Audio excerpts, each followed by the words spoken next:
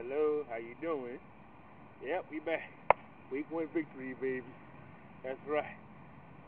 Over the Tampa Bay Buccaneers. Hey, Rock buckling on the pirate ship today.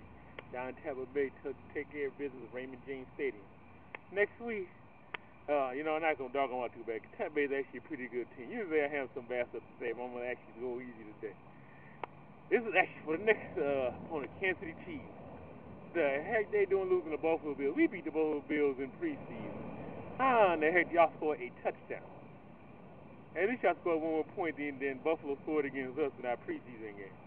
Oh, y'all coming here next week? With what? I mean, really, with what? I mean, just give something to think about. I mean, we are so hyped up already. 5 in a row regular season, 9 in a row if you count all 4 preseason games this year.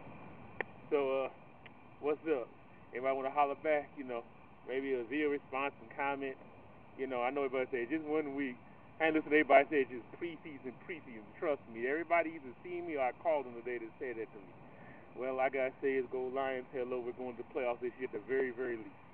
11-5 division winner. Peace out.